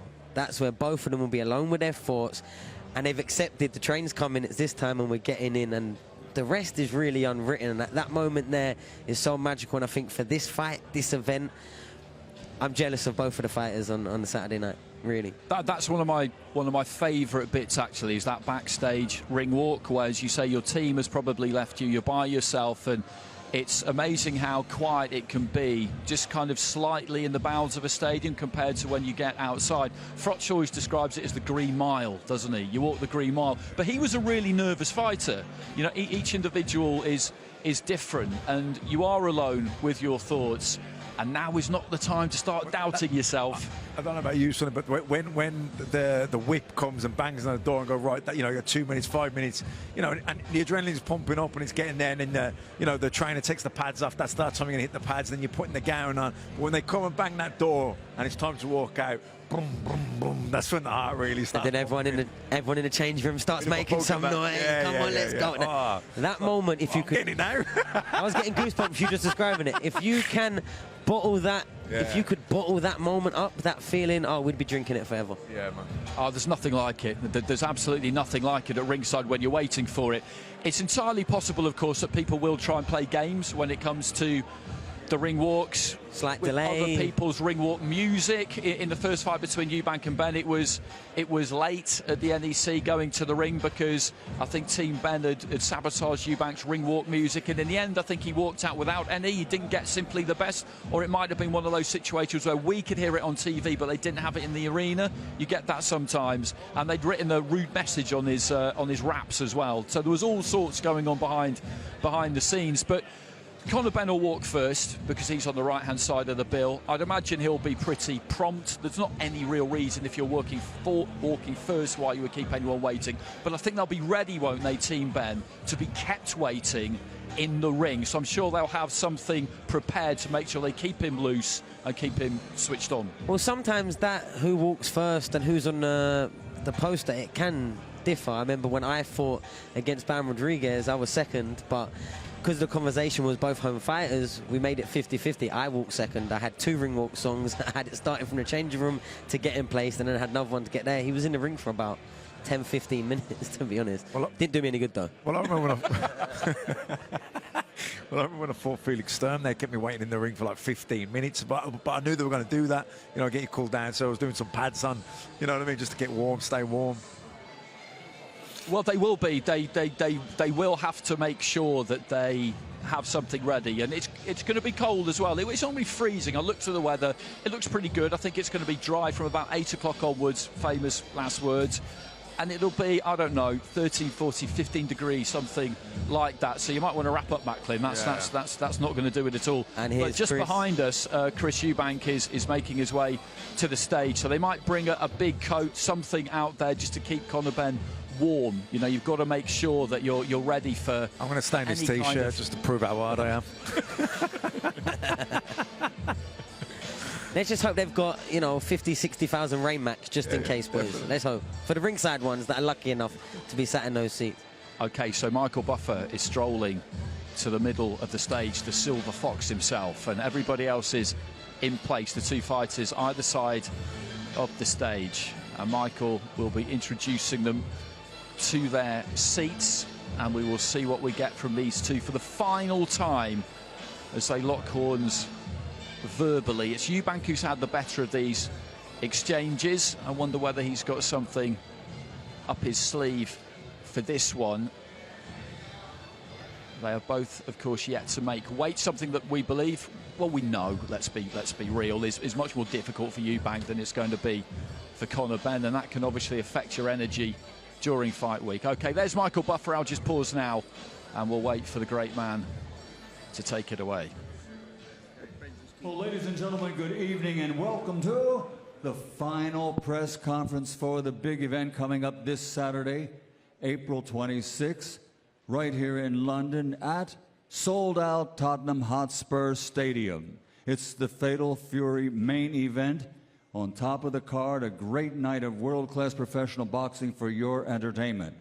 And it's all brought to you by the Bible of Boxing, Ring Magazine, along with SNK Corporation, publisher of the combat video game Fatal Fury City of Wolves, and Eddie Hearn for Matchroom Boxing, Ben Shalom for Boxer, and Box Raw. Sponsorship provided by the Public Investment Fund, Visit Saudi, STC, SRMG, Dr. Suleiman Al Habib Medical Group, Saudia, the national airline of Saudi Arabia, Jeddah Season, Milaf Cola, Visit Qatar, Core Group, Desert, NHC, Jocko, Sky, Arab National Bank, First Data, Sella, and SMC.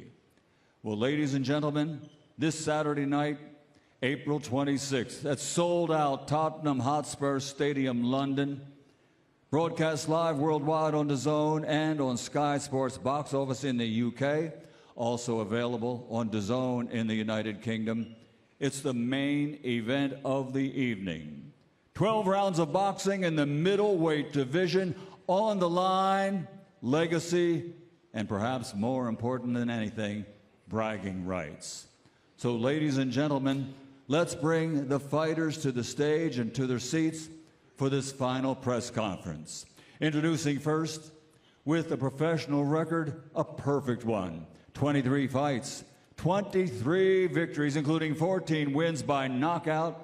From London, England, he's the European Continental welterweight. So we're ready. Let's go. Okay, Rick, thank you very much. That was fantastic. Great way to kick things off here. Rick Reno of Ring Magazine. Ladies and gentlemen, we're going to dive straight in with the teams. First of all, down there to my right, Jonathan Banks, Team Eubank. Jonathan, you've worked with some greats of this sport, Vladimir Klitschko, Gennady Golovkin, but in your time with this man, Chris Eubank Jr., in comparison to those greats, what have you always admired about this man's discipline, dedication, mindset, and most of all, ability? Well, you pretty much just said it. That's what I admire about it. A lot of the greats have one thing in common, and most of it is the discipline and what they're willing to sacrifice, not only to the sport, but to stay in the sport. So me and Chris, we had a wonderful camp, and he just, day to day, after day, he was able to show how dedicated he is to the sport, how disciplined he is to continue to pretty much stay in the gym day in and day out to prepare for this show. And I know you respect Conor Benn, but as a student of the game, ultimately, what do you believe sets aside Chris Eubank Jr. and Conor Benn this weekend?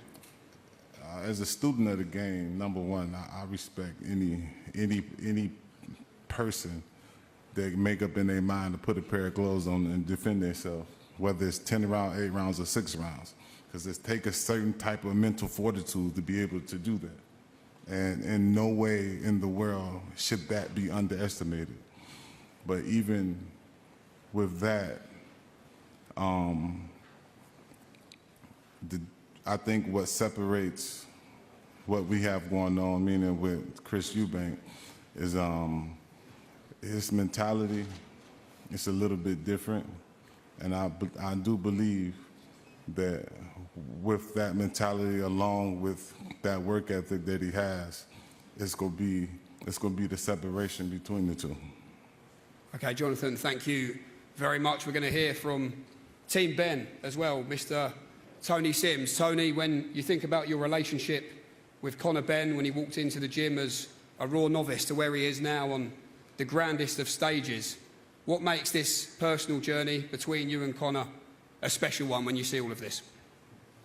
Yeah, as you say, coming to the gym as a 19-year-old teenager, he was a raw talent then, and obviously every fight that he's been in, he's been under the spotlight, and we've all watched as his talents grew, and like you say, he's here now in probably the biggest fight in boxing, certainly the biggest British fight in boxing, and you know, it'll be tuned all around the world. Everyone around the world will be watching this fight and in this magnificent stadium. And it's 1-0 to the Eubanks, one draw, of course. How do you believe your man settles that score on Saturday night? Yeah, well, every expert, so-called expert that I listen to or watch on social media are all favouring Chris Eubank Jr to win the fight, because obviously they're saying that Conor's at a disadvantage moving up 2 weights, and Chris is going to be too big for him and too skillful for him. But I do believe that Benn carries the power up from welterweight to middleweight. I believe he's got the speed, and I believe in him himself that he wants this fight really badly, and obviously he's been through 2 years of hell. Over that course of time, he's gone from being a boy to a man, and we've seen in this camp that we've had 8 weeks in Palma, Mallorca. You know, I know every trainer says the camp's gone, we've had a great camp, the camp's gone fantastic, but we really have, and he's excelled in his training and everything he's done, times on his running, his S&C, his rounds in the gym. He's been incredible. He's had world-level sparring. All the sparring partners we've brought in are all top world-level fighters, and he really has looked fantastic in sparring. And, you know, I believe in him, and I believe that he will come out victorious on Saturday night. And like I said earlier, he's been through 2 years, and sometimes things happen for a reason. We don't know why at the time, but God has a way of looking down, and things happen for a reason. He's been through hell for 2 years. But sometimes you have to go through these things to come out on top at the end, and I believe that Conor Benn, this is going to be his destiny. Saturday night will be his destiny, and I believe that he's going to win this fight. OK, Tony Sims, thank you very much. Back to Team Eubank. And the great Ronnie Davis is here. Ronnie, fantastic to have you here with us. You were, of course, in the corner for Chris Eubank Sr. against Nigel Benn. Both fights, November 1990 in Birmingham, October 93 at Old Trafford. But Chris Eubank Jr. here is someone you've known for his whole life. You were in the hospital the day he was born, when he walked into your gym for you to officially start training him at the age of 16. I'm going to ask you a similar question that I asked Tony. How proud are you of Chris Eubank Jr. and the man he has become? Yeah, I'm obviously very proud of the kid. He's done great. He's been through some hard times, but he's like his father. Nothing beats him, mentally or physically. Always thought he was world class. When I first saw his father come in the gym, and I looked at him straight away, and I've been in this game a long time, and I thought about the same. And the same with him. He's a brilliant kid. He'll beat Conor, no disrespect to the other team, Tony and everyone, but he's too good for you, Conor, but I wish him the best of luck. That's all I can say. The great Ronnie Davis, ladies and gentlemen, here with us today. And we're going to hear quickly as well from the promoters on either side. Firstly, Benn Shalom. Ben, here we go. This is it. You were just talking to me off stage there. A lot of hard work behind the scenes, but we're here now. Not long to go until what we're all waiting for, the sound of that opening bell. Make your case for your man. I can't quite believe we're here. It's been a long, long road. It's almost a pinch yourself moment. Eubank Benn 3.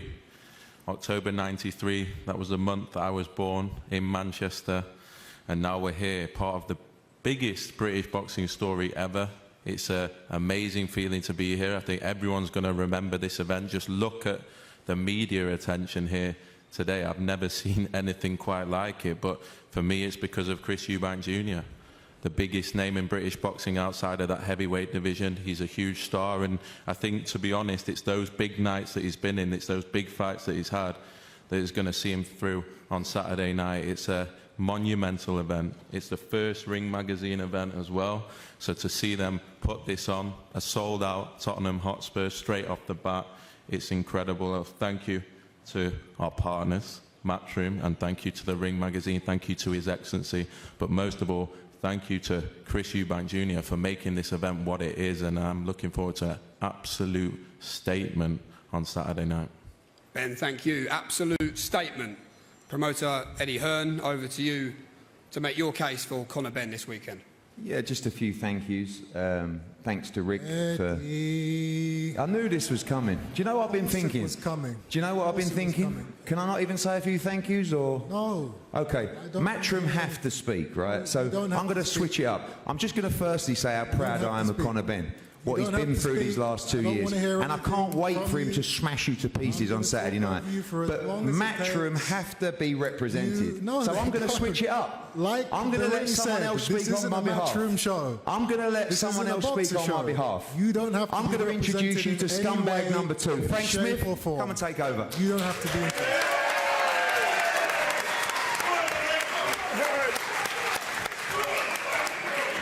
Okay. Hello? Substitution. Chris? Good. Frank, if Eddie's not speaking, do you think you're going to get a word in? Come on. No, but I don't speak as long as he does. That's the one thing I'll give you. I'll be very quick. We're going to have some parliamentary procedure today, and anything that Matchroom, Eddie Hearn or Frank Smith have to say is irrelevant and will not be heard. Thank you very much, Chris. Appreciate your kind introduction. No problem. Appreciate it. Look, I'm going to be very quick because I don't want to get cut off too many times. I'm going to be very quick, Chris. Don't worry. Say anything. Chris, don't worry. Well, I'm saying something, aren't I? So, you know, it seems to be working so far. Thanks very much, Chris.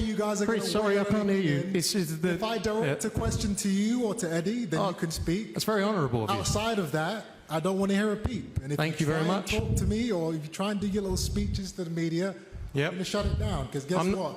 People aren't here to listen to you already speak. They want to hear what me and Conor have to say. I don't disagree with that, but people weren't here to hear your promoter speak, but you allowed him to speak. You're not going to out-talk me. You're not going to... No, I wouldn't dare out-talk you. I know I can't out-talk you, Chris. Exactly. You're a very good talker. I don't know why you're on the stage, but you should probably get Eddie back in. It was just to help with my profile. Chance to say anything than you do, trust me. Oh, really? Eddie's irrelevant, but you are... Super irrelevant. Exactly. I know. I know. I'm so irrelevant. You called me a scumbag in a press conference. It was nice of you to bring up my name. Thank you very much. But anyway, I'm going to be very quick. I've been lucky enough to work with Conor Benn for many, many years. Thank you, Chris. I'm talking. That you're going to say here that I'm going to fucking get past the fact that I've said you're not speaking. Okay. We can do the back and forth, so it can get boring. It could get very boring, so I'll end it here. Get boring. I can't wait for Saturday night. It's going to be a great night. Thank you to the Ring Magazine. Thank you to Turkey Al Sheikh. That shut you up, didn't it? Thanks very much. 2 words in. Everybody. He tried his best. Thank you very much for immensely helping my profile. Thank you. I'll pass it on now to people more important than myself. Okay. And thank you for having me up here. And just before we hear, of course, from Chris and Conor, 2-weight world champion, Mr. Nigel Benn, is in the house here as well this evening. Nigel, this is what you and Chris Eubank Sr. started. Yep. And here we are, 32 years on after your last meeting. Your sons relight the flame once again. Yep. What are your thoughts, your feelings? What's been, as well, the biggest piece of advice you've passed on to Conor this week? Do you know what? I watched him. You know the saying goes, what happens in Vegas stays in Vegas. But what happens in Mallorca, I'm telling. I am telling. And I'll tell you about Conor's sparring, and God is my witness. First he started sparring with Denzel Bentley, super middleweight, but really at light heavy. Had his hands full with Conor. I mean, Conor was just going through it, 10 rounds, done it easy. Then he was sparring with a guy that knocked out Mongia, Bruno. I can't remember his last name. Suarez. Been sparring with him. Another light heavy. Conor was bullying him around. And then to put the cherry on top, he started sparring with a guy called William Skull, an IBF champion, who's fighting a week after Conor. Coming there 12-handed. Shouldn't say it, but you know what? Because for the last 2 years, all I've been hearing negative, I'm going to tell you about my son. First 4 rounds, him and Conor were even Stevens, and they were going, oh, perfecto, perfecto, perfecto, every time he was hitting Conor. Conor was just walking him down. Then I found about round, I think 5, he was up, no, because Conor only has 40 seconds rest. And then what he was doing in between the middle of the rounds, he was sitting on the rope because he was tired. Then it came to round 5, 6, 7, started feeling the pace. This is William Skull, IBF champion. Superstar. And then after that, no, you can't shut me up, mate, because you ain't been where I've been, mate. Behave yourself. But anyway, but then what happened, round 8 came. Uh-oh. And then, Tony, we looked at each other and we thought, he just quit. He just stopped. Couldn't take no more. After 8 rounds, meant to be doing 10 rounds. And me and Tony looked at each other and think, what the friggin' hell just happened there? And I got my boy and I thought, my little boy. He just damaged the IBF world champion. And you know what it is? I am so confident this don't go past 4 rounds. I know my son. Back him all the way. And Conor's not a 12-round fighter. He's an old school fighter that can do 15 rounds. But you're going to see him, mate, the power that he's got. No one ain't seen him for the last 2 years.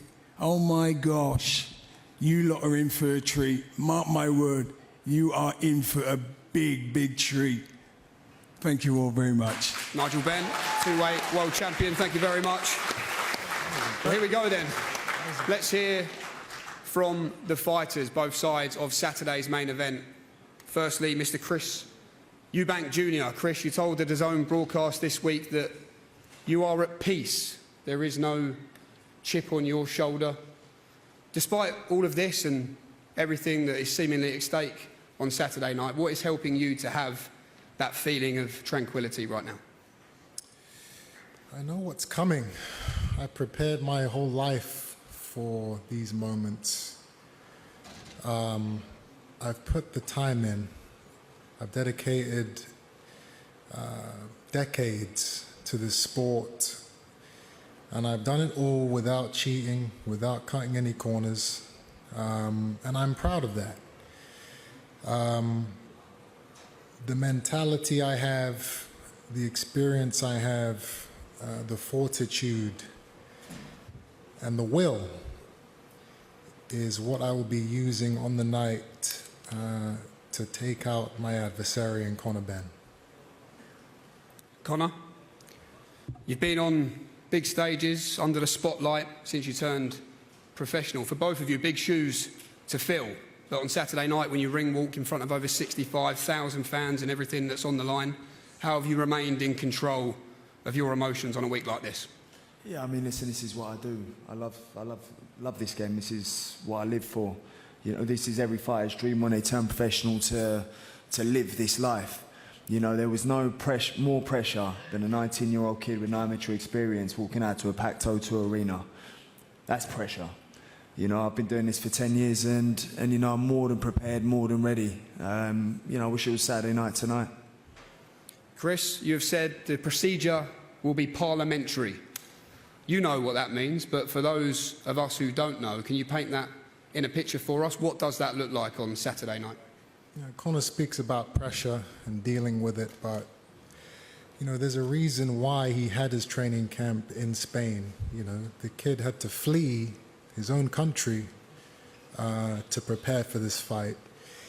he knew that he couldn't handle the pressure of, walking these UK streets and having people shouting out drug cheat and egg jokes. He didn't want to be involved in any of that.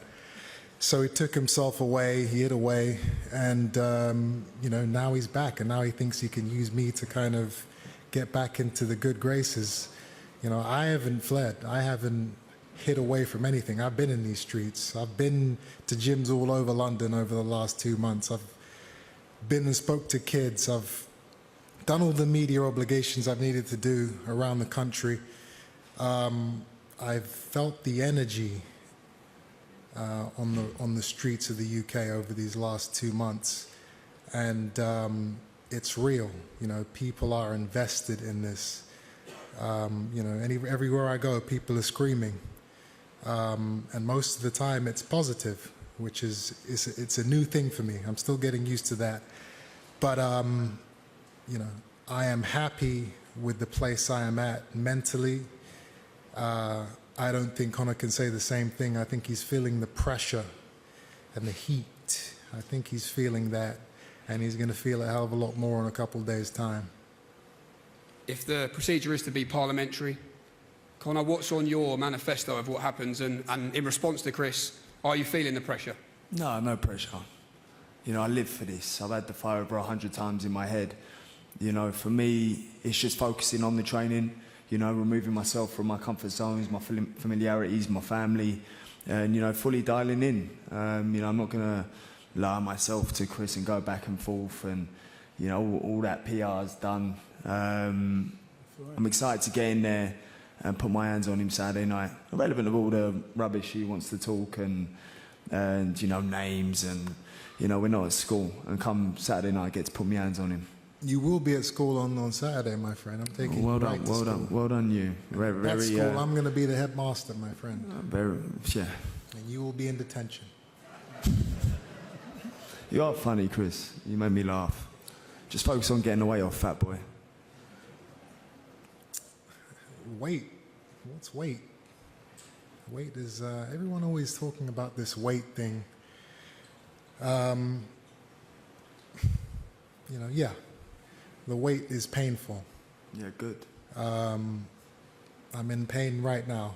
I'll be in even more pain tonight and tomorrow morning. And the worst pain you've ever experienced comes Saturday night. I promise you that right now. The question I ask myself is, what is pain?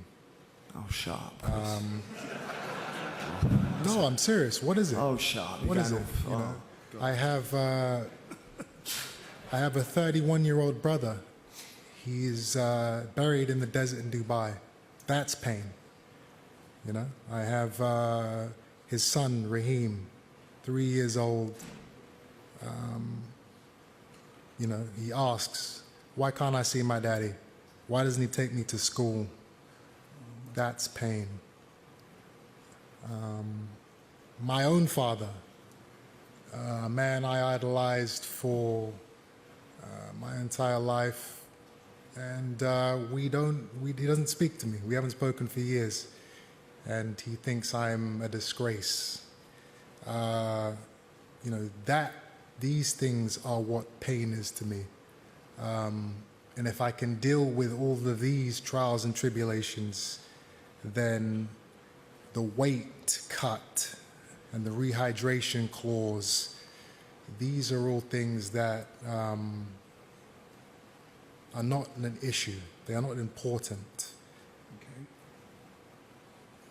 Chris, in the build-up to the original date, you said 60% is what you'll be and 60% will be enough. What percent will you be on Saturday, and what percent will be enough to beat Conor Benn?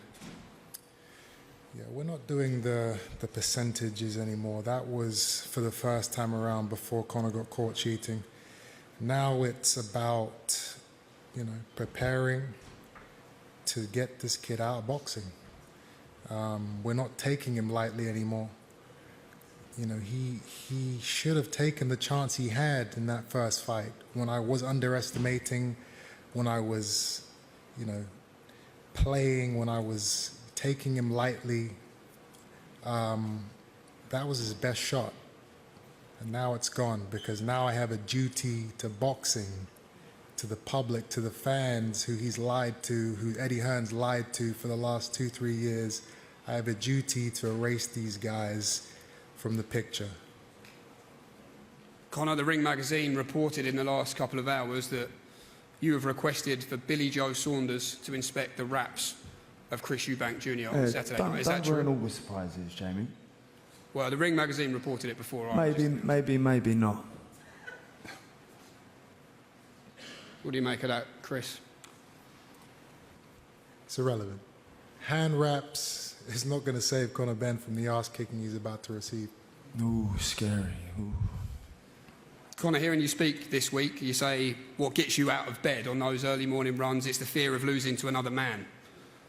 What about the fear of losing to this man, Chris Eubank Jr.? Listen, it's always personal. I'm a very emotional fighter. You know, I fight with my heart on my sleeve, and it's the way I've been my whole career. It's the only way I know. So for me, you know, he is another man. Yes, his name is Eubank, and I won't be losing to a fighter whose name's Eubank, especially not this man.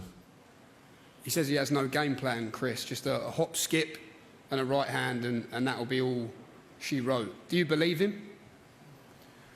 No, I don't. But that's the beautiful thing about this sport. That doesn't matter what you believe. All that matters is what actually happens once that bell goes, and nobody knows what's going to happen until it happens. What I do know is whatever strategy, whatever game plan these people have come up with, nothing will prepare them for the fire that they're going to receive in a couple of days' time. Final one to you, Chris. You did say it's impossible that this fight goes 12 rounds. As a final message, how do you beat Conor Benn on Saturday night in the dream scenario? How do I beat Conor Benn? Any way I want to. You know, it's not about strength and speed and age and weight, all the things that you guys love to talk about. It's about dedication. It's about paying, who's paid their dues and who's done it clean, who's dedicated their life, who's real and who's fake. And I believe all of those categories are in my favor. And Conor, final one to yourself. You've told us no game plan. You don't need a game plan. When that opening bell rings here at Tottenham Hotspur, right. What happens? Yeah, I'm coming here to take his head off. And just finally, Chris, Eubank supremacy. That's what you've kept talking about in the build-up to this fight. You can cement that on Saturday. Is that part of what comes with all of this occasion for you as well, personally? Legacy indeed. I'm confident. You know, I still want that £1 million bet that Eddie Hearn said he wanted to do. Eddie, what's up, man? We going to put the mill on or what? Well, I asked you a question, so of course, get on the stage and answer. Yeah, I'll talk. Firstly, I want to say how proud I am of Conor. No. When I said talk, I mean answer the question. Have a day off, mate. Are you going to fulfill the bet, or are you going to run away like the weasel that you are? I tell you what. So his excuse at the moment is he's going to get fined 100,000 by the board if he bets, and that's why he can't bet me this £1 million that he said publicly that he wanted to do. So how about I make it easier for you, and I'll put $1 million up, and you put 900,000 up, so I've covered the 100K fine that you're going to get that you can't afford to pay, and let's get it on that way. Let's put the money in escrow tonight, and winner takes all on Saturday. How about that? As I said to your promoter over there, we'll have a conversation with Mr. Smith. If I won't face any penalties on my licence, we can consider it. In the meantime, get back to the hotel, take that weight off, and get prepared to get an absolute spanking on Saturday night at Tottenham Hotspur. That's what I thought. Always a way to weasel your way out of what you're supposed to be doing, which is honouring your word. Okay, if Eddie won, Frank Smith, maybe you can. What? The bet? I haven't got £1 million, mate. Do you think I'd be up here doing this? I'd be on a beach somewhere if I had that much money. Okay, ladies and gentlemen, that does conclude the final press conference. Nearly time for the sound of that opening bell Saturday night. Chris Eubank Jr versus Conor Benn. We're going to pose now for the face-offs. Thank you very much.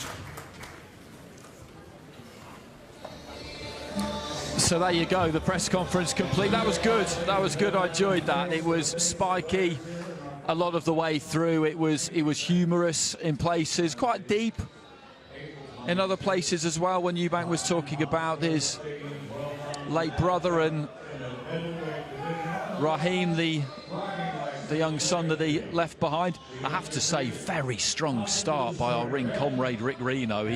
He kind of set a hot pace there, didn't he? Came out of the blocks absolutely knees pumping there, Reno. He really did, and everybody else had to follow him. I was thinking, this is a haggler. This can't go past 3 rounds. But it was good, Sonny, wasn't it? You know, there was plenty in there. Because with boxing's a really serious sport. We know what can happen in there. It's too serious to be too serious all the time. And that was an enjoyable press conference. 100%. And it's crazy to me that we're talking about Rick Reno. Someone that started a boxing website has now got a job somewhere else and is coming on giving the biggest promoters in the world stick. It blows my mind. And whoever did pay him and encourage him to say that, there's probably 10,000 people in boxing that will do a 10,000 times job better than what he was doing. I can't lie, he aggravated me the life out of me. Well, he stood between the two fighters there as they're posing for the pictures with that Ring magazine bell. Conor Benn, as we expected, didn't really engage, and I think that was the right thing to do. Eubank had plenty to say. He did what we expected him to do with Eddie Hearn and shouted him down quite successfully. Frank Smith had a go and manfully persevered, and I think they kind of got their message across, but they knew that it was coming. Both of these two just leaning into this, and plenty of security surrounding them. Eddie Hearn just watching on with a smile on his face. I wonder how long this one's going to go for. I don't think either guy there is going to back down first. Well, it's a similar kind of setting, actually, to Fury Usyk in terms of how congested it is up there, how many people there are around them. And this will go on really as long as they decide that it will, because as we've discussed a few times since that Fury Usyk face-off, once it gets past 30, 40 seconds, certainly a minute, there's not much you can do. Rick's going to try and break this up now, but good luck with that, because if they don't want to break the gaze, then it's going to be very difficult to make them do it. And people putting hands up and all the rest of it, it doesn't really work. It's going to take somebody to step in front of them like the security guy is there and just ease them backwards. That's the way to do it, just ease them backwards, so bit by bit they get further and further away, and then eventually you're far enough away that that gaze is just naturally lost. I think lessons have been learned there by the security guys from Fury Usyk, because it's the same company who deals with it. Otherwise we'll be here all night. Otherwise we would be here all night. Look at the scour on Benn's face, and you can see, I think right now in these shots you can see not only has he already taken some weight off, he's still got a bit more to do, Chris. I think he's going to be straight to whatever hot room or treadmill or whatever he does to get it off. He needs to get there, he needs to get there quick. Conor looks very good, very strong and full of energy today. Yeah. So they're departing the stage now, and it passed off pretty much without incident, but it was what you wanted. It was close to the bone at times. Everybody had their say. Some spoke at more length than others. Jonathan Banks didn't go on too long. Same thing for Tony Sims. Nigel Benn was keen, as he was when he spoke to us yesterday, to tell everybody about the sparring. And then we had the kind of more comedy turn between Eubank and Matchroom. But as I said, he gave some interesting answers there, Eubank, when he was asked about pain, and he talked about other things in his life that have caused him pain. And that's how he really signifies the word, and that's kind of true of all of you, really, isn't it? None of you are afraid of physical pain. That's not something that bothers you at all. But one thing he will be afraid of on Saturday will be the pain of defeat and the shame and the humiliation that will come with it in these circumstances, because that is what they're looking at for the loser. And what a good speaker, because when he kind of changed the tone to making everyone laugh and the ad-libs in between what other people on the stage were saying, when he sort of broke down pain for a moment, I don't know about anyone else in the room, but it kind of hit me in the chest. It was, no, he's right. Everything that he's doing, this is sport, this is making weight. Such things have been made on this when, compared to what he feels like he's been through in his life, none of that means anything. No, it pales into insignificance, doesn't it? And he was it. And you're right, I think the tone of the energy in the room definitely come down a bit, didn't it? It was like everyone was listening to him.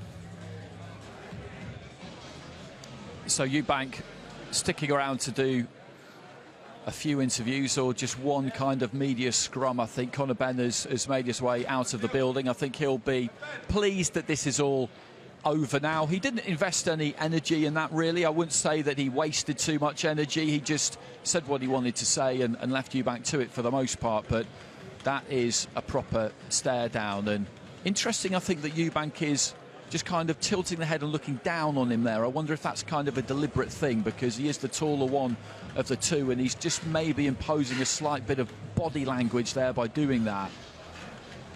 But these two are bang up for it, aren't they? There's no better phrase to describe it. They are ready.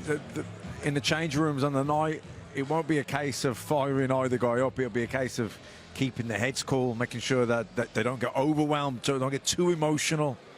And the people around them, the camps, the teams, the family, everyone's sort of been dragged into how big this fight is and how much it means to the fighters, to the families, to their whole career, really. You would think, no matter where they go from here, this will probably be a legacy-defining fight for both of them. It'll probably blow what's to come, maybe potentially, out of the water, because who else could they fight in the future that's going to garner as much attention, as much animosity, as much history that goes into the fight? That's absolutely true. So just a final question for the pair of you. These next couple of nights they got ahead of them now. They've got to make weight, of course, and then they've got the rehydration, so they've essentially got to do it twice. They've got to do it tonight, they've got to do it tomorrow night. We expect that that's more comfortable for Benn than it is for Eubank. These final couple of nights, though, what's it like? Because you're zeroing in, and the time is at hand now. You can't say, well, it's a few days away now. This is the business end. Well, tonight, for Eubank, it'll be a sleepless night. Sleepless night. He'll be lying in bed, mouth dry, belly hungry. To be honest, you get past the hunger. Once you're in that thirsty stage, the hunger's secondary, isn't it? So, you know, he'll be thirsty, he'll be dry.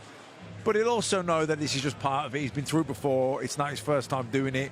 And then I think once he's made weight, I don't know about you, son. Once I've made weight, I don't even think about the fight. It's like the party starts. It's like fireworks go straight up. It's like just eating and being able... Do you know when you're that close and then you've made weight and you've got to wait for the hours to roll by and you're sat there deeply thinking about all the times you didn't drink a bottle of water in the last 3 months?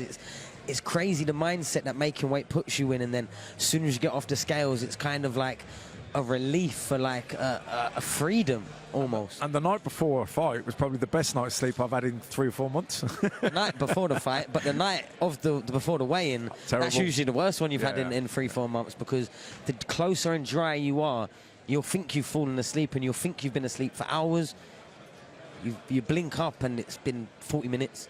And you've still got 10 hours on waiting for the morning to come round, and it can be hell depending on how tight it is. And you know, I think what we know about Chris Eubank, his size, this is probably going to be a very rough fight. And any demons you've got, or any fears or thoughts, negative thoughts that you've got, you're lying in bed, you can't really sleep, you're thirsty, you're hungry, all that, and you're going over the fight in your mind. Like I say, the night before the fight, you've weighed in, you're feeding up, sleep like a baby.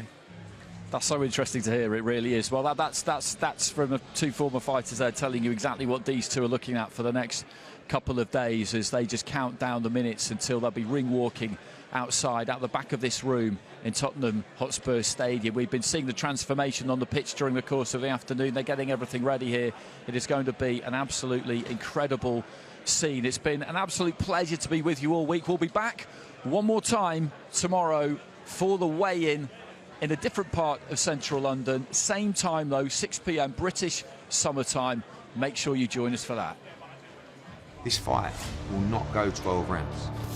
The procedure will be parliamentary. I don't think this fight will go 6 rounds. I look at him as someone I want to beat up.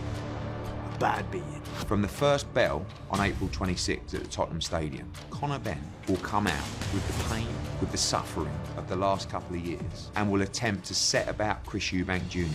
Retribution is coming your way, mate, I'm telling you. He can prepare however he likes. He still ends up on the floor eating the canvas. He's going to hit you so many times with a left, you're going to be crying for a right. Will it go past 4 or 5 rounds? No. Soon as Conor hits him, that's it. They will meet each other in the ring, head on, and they will go to war at Tottenham Stadium till the last man standing. Ideal world, I knock Satsuma head out, splatter his head off on the canvas.